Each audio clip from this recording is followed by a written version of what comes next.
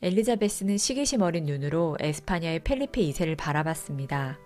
그는 엘리자베스의 배다른 언니 메리 여왕에게 청혼하고 있었죠. 라페레그리나를 청혼 선물로 건넨 펠리페 2세는 너무나도 잘생기고 매력적인 남자였습니다. 37살의 메리 여왕은 11살 연하의 잘생긴 펠리페 2세에게 한눈에 반해 당장 결혼을 추진하게 됩니다. 그들을 보던 엘리자베스는 매몰차게 자리를 뜨고 마는데 설마 형부가 될 펠리페 2세를 남몰래 흠모하고 있었던 것일까요? 사랑에 빠진 메리는 뭐든지 펠리페 2세가 하자는 대로 따랐고 메리 여왕의 참모들은 난리가 날 수밖에 없었습니다. 지금 상태로라면 그녀가 영국을 통째로 펠리페 2세에게 바쳐도 이상할 게 없었고 영국보다 막강한 힘과 부를 자랑하던 강대국 에스파냐가 영국을 통째로 먹어도 이상할 게 없었죠. 여왕의 참모들은 영국의 알 수 없는 미래가 두려운 나머지 세상 어디에도 없을 꼼꼼하고 깐깐한 혼전 계약서를 작성합니다. 하지만 왜 항상 슬픈 예감은 틀리지 않는 건지 참모들의 걱정대로 사랑에 눈이 먼 메리는 영국을 보호하려는 혼전 계약서의 조항을 제대로 지키지 않았습니다. 영국의 막대한 손해에도 불구하고 펠리페 2세와 에스파냐에게 득이 되는 일만 열심히 했죠. 덕분에 궁전 안팎에선 에스파냐와 메리 여왕에 대한 반감만 커지고 있었습니다. 1554년 7월 마침내 메리와 펠리페 2세는 결혼을 하고 메리는 이내 임신을 하게 됩니다. 하루가 다르게 불러오는 배 때문에 공식적으로 임신을 발표하고 엄청난 기대를 받으며 출산 준비까지 마쳤죠. 귀족과 성직자들은 축하 선물과 미사를 준비하고 다른 나라에서도 축하 사절을 보내는 상황이었지만 출산 예정일을 몇 주나 지나도록 아이는 나올 생각을 하지 않았습니다. 아이는 사산된 것도 유산된 것도 아니었는데 말이죠.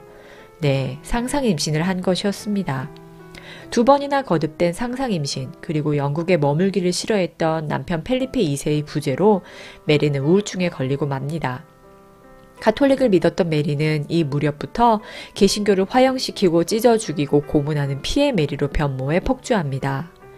남편의 사랑을 받을 수도 남편의 아이를 가질 수도 없었던 여자의 한 때문에 변하게 된 것일까요? 아니면 남편 앞에서 알짱거리던 아름답고 영민한 동생 엘리자베스에 대한 질투 때문이었을까요? 남편에게 버림받고 백성에게 미움받던 메리는 곧 알아눕게 되고 죽음의 문 앞에서 사경을 헤매게 됩니다. 펠리페 2세는 슬퍼하는 대신 발빠르게 노선을 바꿔 처제인 엘리자베스에게 청혼을 합니다. 다음 여왕은 엘리자베스였으니까요. 모두가 알다시피 메리와 엘리자베스는 사이가 좋지 못했죠. 메리의 어머니 캐서린은 엘리자베스의 어머니였던 앤 불린 때문에 왕비의 자리에서 내쳐지게 됐으니까요. 또 메리는 어머니의 종교인 가톨릭을 지지했고 엘리자베스는 어머니 앤 불린과 아버지 헨리 8세의 결혼을 인정해준 영국 국교회를 지지할 수밖에 없었죠. 메리는 엘리자베스가 영모를 꾀했다는 죄로 감옥에 가두기도 하며 두 사람은 살얼음판 같은 사이로 평생을 지냈습니다. 그래서였을까요? 엘리자베스는 형부였던 펠리페 2세의 청혼을 거절합니다. 그리고 해적을 통해 이 개운치 않은 삼각관계를 끊어내기로 하죠. 해적들은 에스파냐의 배를 찾아 겁을 주고 급습하고 약탈하는 것도 모자라 침몰까지 시켰는데 이는 영국에 꽤 많은 세금을 내는 것으로 정식 승인을 받은 합법적인 해적질이었습니다. 당시 에스파냐는 아메리카로부터 약탈한 금은보화로 풍족함의 절정을 달리고 있었기에 영국 해적들이 빈손으로 돌아오는 일은 결코 없었습니다. 엘리자베스는 해적이 되고자 하는 사람들에게 병역까지 면제해주며 부족한 영국의 해군력을 보충했고 자기까지 내려주었지요. 영국은 해적을 이용해 약탈을 일삼으면서 막대한 부를 축적했습니다. 이 모든 것은 메리 여왕에 대한 펠리페 2세의 청혼에서 시작된 일이었고 엘리자베스의 에스파냐 공격에 대한 집착과 집념은 계속 이어졌죠. 자신에게 청혼한 펠리페 2세가 언니의 남자였다는 것 때문이었을까요? 아니면 처음부터 자신이 아닌 언니를 선택한 남자를 망가뜨리려는 것이었을까요? 화가 난 펠리페 2세는 해적을 이용하는 거냐며 따졌지만 엘리자베스는 제멋대로 무식하게 날뛰는 해적들을 자신은 도저히 통제할 수 없다고 발뺌할 뿐이었죠. 에스파냐는 날이면 날마다 돌아오는 영국의 해적질에 진절머리를 내며 엄청난 규모의 무적 함대를 띄웁니다. 자신들의 종교인 가톨릭을 거부하는 것도 모자라 해적까지 후원하는 엘리자베스에게 멍멍이 망신을 주고 왕자에서 끌어내리기 위한 최후의 결단이었죠.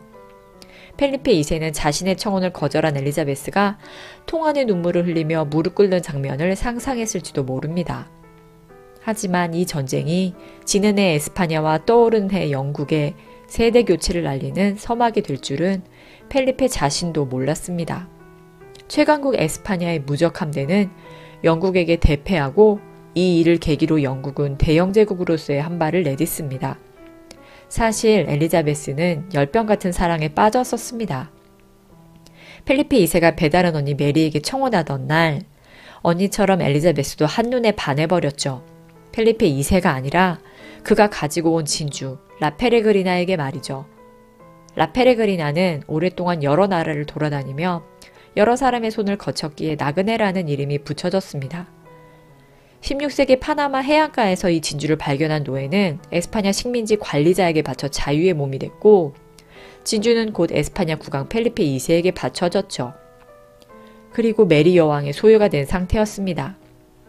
사실 메리도 알고 있었습니다.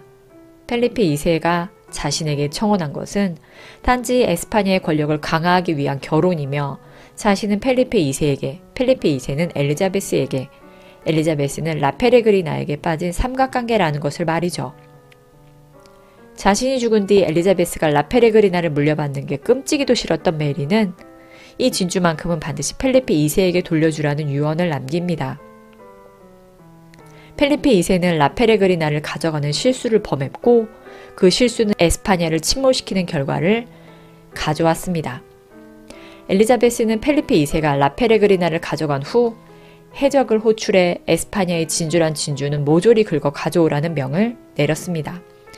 덕분에 엘리자베스는 진주로 온몸을 휘감을 정도로 셀 수도 없을 만큼 많은 진주를 소유하게 됐지만 단 하나, 너무나도 사랑했던 라페레그리나만큼은 가질 수 없었습니다.